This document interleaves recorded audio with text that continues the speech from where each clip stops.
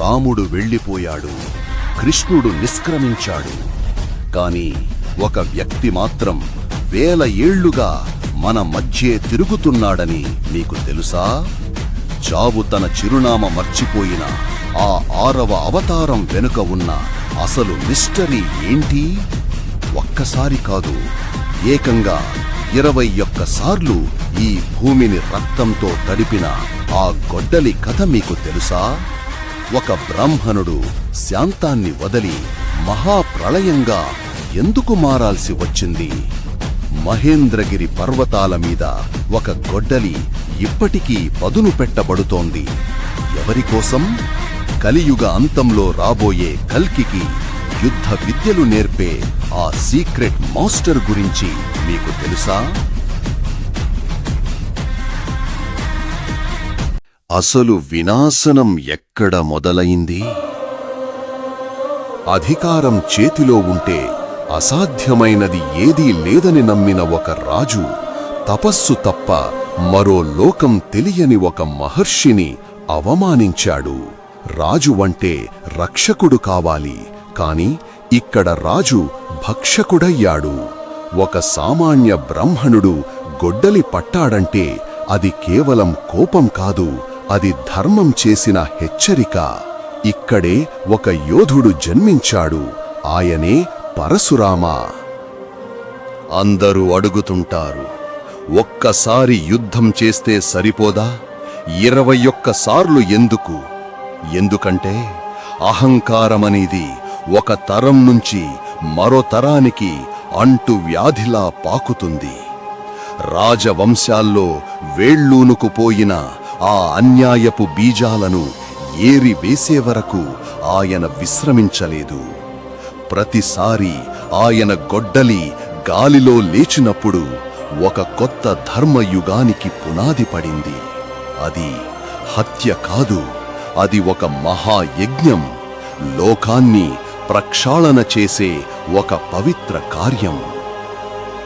చరిత్రలో ఆయనను ఒక కఠినమైన గురువుగా చూస్తారు. మరి కర్ణుడికి అంతటి శాపం ఎందుకిచ్చారు? అబద్ధం చెప్పి విద్యను నేర్చుకోవడమంటే ఆ విద్యను అవమానించడమే.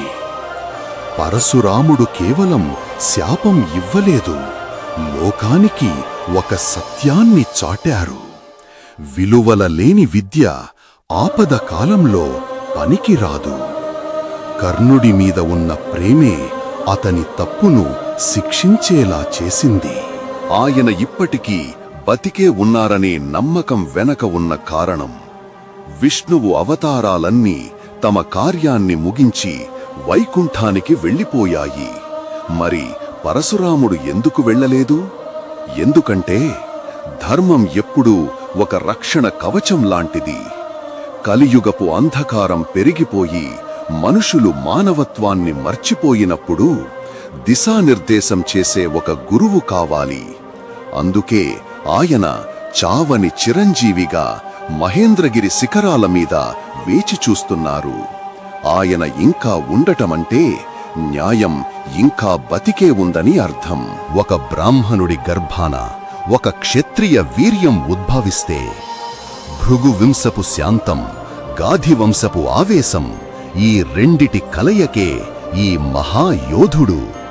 ఒక యజ్ఞ గుండం నుండి పుట్టిన వింతైన శక్తిలా శాంతిని కోరుకునే మనసులో సమరానికి సిద్ధమైన రక్తం ప్రవహిస్తోంది. అందుకే ఆయన చేతిలోని గొడ్డలికి ఒకవైపు ధర్మం, మరోవైపు విలయం. రాముడు వెళ్ళిపోయాడు, కృష్ణుడు నిష్క్రమించాడు, కాని అతను మాత్రం కాలానికి సాక్షిగా మిగిలాడు. భీష్ముడికి అస్త్రాలు ఇచ్చింది ఆయనే, కర్ణుడి విధిని మార్చే శాపమిచ్చింది ఆయనే. శిష్యులు మరణించినా, యుగాలు అంతరించినా ఆ గురువు మాత్రం అజేయుడు. ఒకే ఒక్క గొడ్డలి పోటుతో సముద్రాన్ని వెనక్కి పంపిన ఆ పరాక్రమం ఇప్పటికీ కేరళ తీరాల్లో వినిపించే రహస్యం. ఆయన నిరీక్షణ ముగియబోతోంది. కలియుగ అంతంలో అంధకారం రాజ్యమేలే వేళ తెల్లని గుర్రంపై వచ్చే ఆ కల్కికి ఆయుధాన్ని అందించేది ఆయనే. విష్ణువు 6వ అవతారం 10వ అవతారానికి గురువుగా మారే ఆ మహాక్షణం కోసం కాలం ఎదురు చూస్తోంది. అతనే అనంతం, అతనే అచలం, అతనే పరశురామ. పరశురాముడు శివుడి నుండి గొడ్డలిని పొందిన క్షణాన్ని వివరించేటప్పుడు, ఆయన చేతిలోని గొడ్డలి కేవలం ఇనుముతో చేసిన ఆయుధం కాదు, అది పరమశివుడి ప్రచండ శక్తినే తనలో నింపుకున్న ఒక దైవిక అస్త్రం. ఘోరమైన తపస్సుతో మృత్యువునే జయించిన యోధుడికి మహాశివుడు స్వయంగా అందించిన వరమది. ఆ గొడ్డలి కదిలితే కాలం కంపిస్తుంది, అది తాకితే పర్వతాలు సైతం పిండి అవుతాయి. అందుకే దాన్ని పట్టిన రాముడు పరశురాముడయ్యాడు. శాంతిని ప్రసాదించే చేతులే సృష్టిని ప్రక్షాళన చేసే ఆయుధాన్ని పట్టాయి. తన తల్లి రేణుకాదేవిని సంహరించాల్సి వచ్చిన క్లిష్ట పరిస్థితిని వివరిస్తూ, పరశురాముడి జీవితంలో అత్యంత వివాదాస్పదమైన, బాధాకరమైన ఘట్టం మాతృహత్య. తండ్రి ఆజ్ఞ, తల్లి మీద ప్రేమ, ఈ రెండిటి మధ్య నలిగిపోయిన ఒక కుమారుడి వేదన మనకు అర్థమవుతుందా? ఆయన తల్లిని చంపింది క్రూరత్వంతో కాదు, తండ్రి మాటకు తలవంచే పితృభక్తితో. కాని ఆ ఆజ్ఞను పాటించిన తరువాతే ఆయన తన తండ్రి నుండి ఆమెను తిరిగి బతికించే వరాన్ని పొందారు.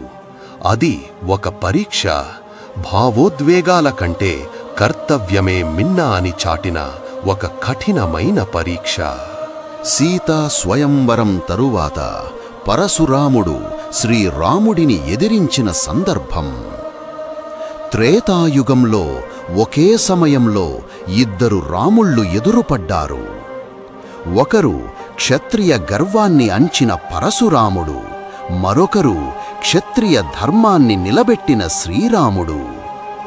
శివధనస్సు విరిగిన శబ్దానికి ఆగ్రహించిన భార్గవరాముడు దశరథ రాముడిని పరీక్షించాలనుకున్నాడు. కాని ఆ ఎదులు చూపులో ఒక రహస్యం ఉంది. తన అవతార కార్యం ముగిసిందని, తనలోని విష్ణు తేజస్సును శ్రీరాముడికి అప్పగించాల్సిన సమయం వచ్చిందని ఆయనకు తెలుసు. అది యుద్ధం కాదు, అది ఒక అవతారం నుండి మరో అవతారానికి జరిగిన అధికార మార్పిడి. కలియుగాంతంలో కల్కి అవతారానికి ఆయన చేసే దిశానిర్దేశం గురించి. అవతారాలన్నీ ముగిసిపోవచ్చు, కాని పరశురాముడు మాత్రం ఇంకా వేచి చూస్తున్నారు. ఎందుకు? ఎందుకంటే కలియుగం చివరలో ధర్మం పూర్తిగా అంతరించిపోతుంది. అప్పుడు ఉద్భవించే కల్కి అవతారానికి అస్త్రశస్త్ర విద్యలను నేర్పే గురువుగా ఆయన బాధ్యత స్వీకరించాలి. లోకాన్ని మళ్లీ కృతయుగం వైపు నడిపించే మహాసంగ్రామంలో ఆయన పాత్ర కీలకం. అందుకే ఆయన చిరంజీవి. ఆఖరి యుద్ధం ముగిసే వరకు ఆయన విశ్రమించరు.